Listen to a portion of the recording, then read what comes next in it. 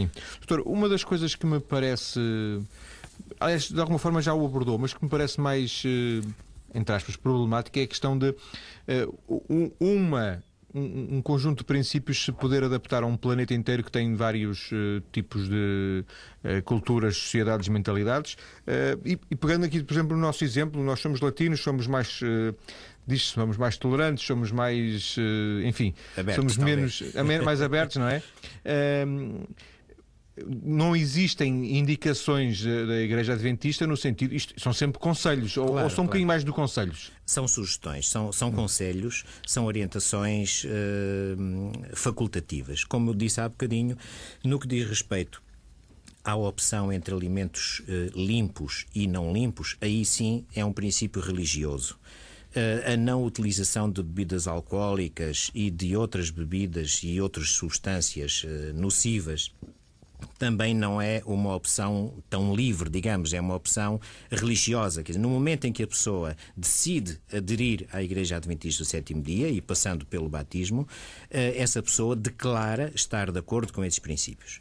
Agora, não para aqui a ação formativa da Igreja, digamos assim. Portanto, procuramos que as pessoas, para além disto, aprendam um regime alimentar mais amplo e muito saudável. E, portanto, entram aqui as outras medidas. Sim. Basicamente, há aqui um conjunto de princípios. Em primeiro lugar, o princípio da variedade. Portanto, é necessário que nós possamos variar as fontes dos nossos alimentos, de forma a podermos mais facilmente evitar carências, não é? Porque se comermos sempre a mesma coisa, nós facilmente vamos registar carências. Depois, para além da variedade, é a quantidade. Portanto, devemos procurar optar por uma quantidade que esteja ajustada à nossa atividade, à nossa idade, ao sexo, ao clima, portanto, à região geográfica. Isto já responde um bocadinho à sua pergunta. E depende também da própria constituição do indivíduo. Quer dizer, há pessoas que têm um metabolismo que funciona muitíssimo bem com um determinado valor de calorias e outras pessoas necessitam de mais e outras necessitarão de menos. Portanto, isto deve ser ajustado individualmente. Portanto, falávamos aqui do ajuste do regime ou da ração, se assim quisermos, às características da pessoa e à fase em que se encontra na sua vida. Depois há a questão de deixar de parte os alimentos não limpos. E depois há a questão de deixar de parte os alimentos de origem animal, tanto quanto possível, se quisermos caminhar para uma versão vegetalina do regime alimentar. Mas já agora, já que abordou o assunto mais que uma vez, peço desculpa, quando se refere a alimentos não limpos, está a referir-se só ao porco? As regras estão definidas no tal capítulo 11 do livro de Levítico, quando, por exemplo, em relação aos animais terrestres, estabelece que animais limpos são aqueles que têm a unha fendida e dividida em duas e, ao mesmo tempo, são ruminantes.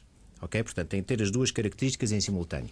Por exemplo, em relação aos peixes, define que os limpos são aqueles que têm escamas e barbatanas simultaneamente. Okay? Portanto, são regras simples como estas. O marisco aparece contra o marisco não é um peixe, o marisco é um habitante das águas, é um habitante das águas, e a Bíblia menciona que os habitantes das águas que habitualmente habitam os fundos designa-os como répteis do mar ou répteis das águas, como não sendo alimentos limpos. E então estão fora do nosso regime alimentar. Okay? O mesmo se passa em relação às aves, em que não há propriamente uma regra de ter unha fendida ou serem ruminantes, mas sim estão mencionadas as aves que não são aceites como animais limpos.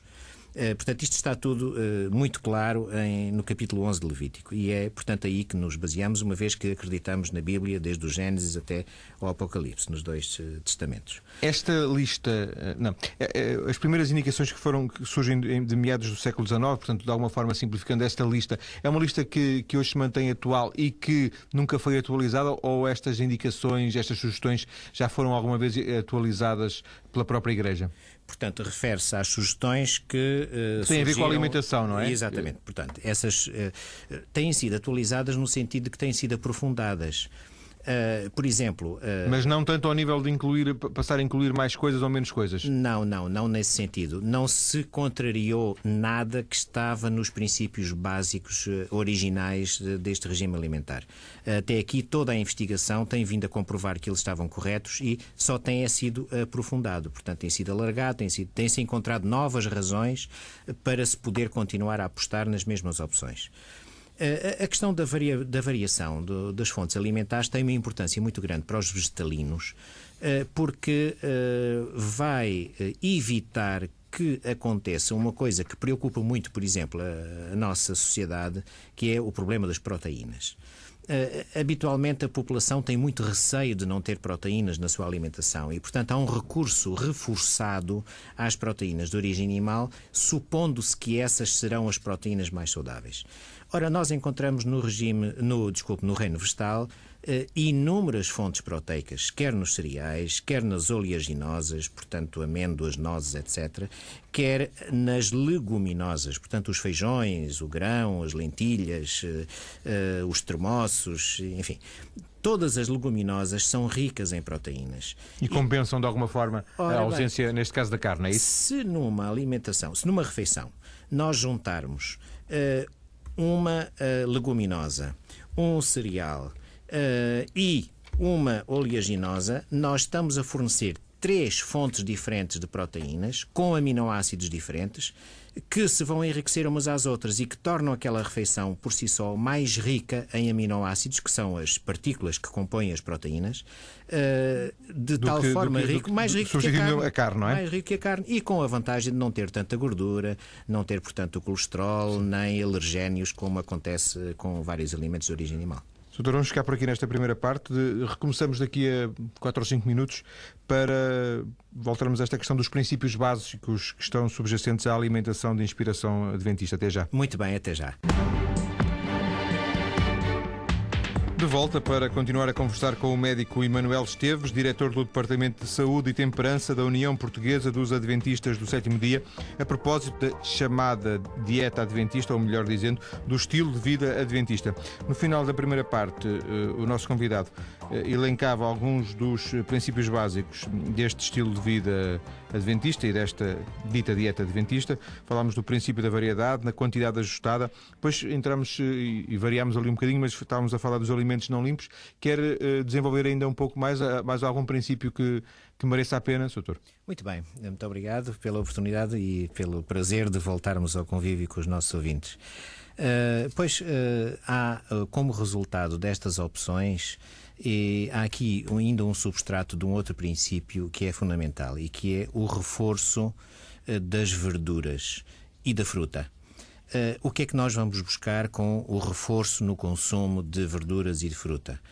Para além das vitaminas e dos minerais que são conhecidos subejamente, vamos buscar substâncias antioxidantes, especialmente os mais coloridos, são fonte de substâncias antioxidantes, que são muito importantes para o aumento da longevidade e para a prevenção de algumas doenças atualmente chamadas doenças da velhice, mas enfim, doenças que resultam do desgaste, diríamos, fisiológico do funcionamento do nosso organismo, e que permite ainda um outro elemento que é absolutamente fundamental, que é a fibra. Embora seja a fibra, a celulose e outras fibras, nós não conseguimos digerir essa fibra, ou seja, não a conseguimos absorver, enquanto ela passa através do nosso sistema digestivo, está a exercer um trabalho fabuloso, facilitador do trânsito intestinal, por exemplo, é uma forma de se evitar a obstipação e, por outro lado, preventivo para o aparecimento de algumas doenças, nomeadamente os que nos amedrontam, cancros do tubo digestivo, nomeadamente do intestino grosso, portanto o cancro do cólon, que é uma das mais importantes causas de morte em termos de cancro em Portugal. Estamos a falar de produtos alimentares, mas não tanto da forma como eles são confeccionados. Aí, digamos que não há indicações, ou também há? Não, nós procuramos, dentro do possível, utilizar os alimentos da forma mais natural possível, mas cozinhámo-los porque não temos uma estrutura anatómica e fisiológica com capacidade para digerir e absorver os alimentos ingeridos de forma crua.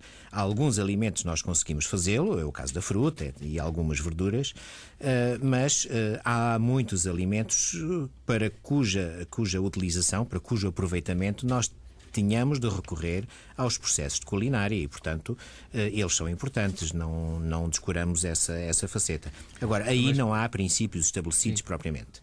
Eu digo isto porque os fritos hoje em dia estão um bocadinho em crise no sentido de que são criticados, privilegiando-se os cozidos, porventura, não é? Face por exemplo, aos fritos, porque os fritos apresentariam problemas ou apresentam alguns problemas para a nossa saúde. Vocês aí não têm intervenção?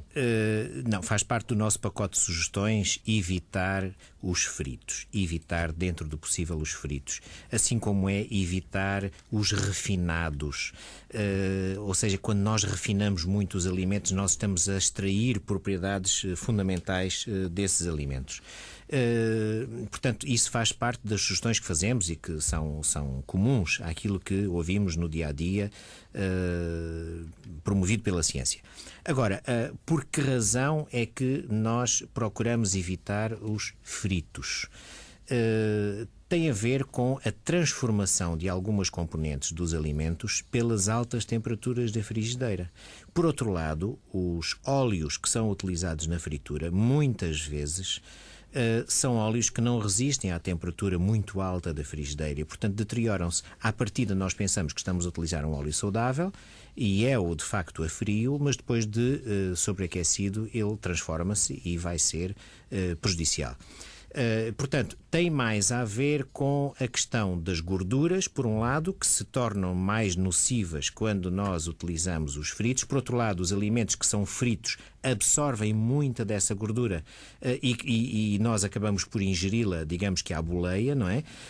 O que nos desequilibra a ração em termos de percentagem de gorduras no que diz respeito ao seu equilíbrio com o geral das calorias, das fontes de calorias. Ao nível das bebidas.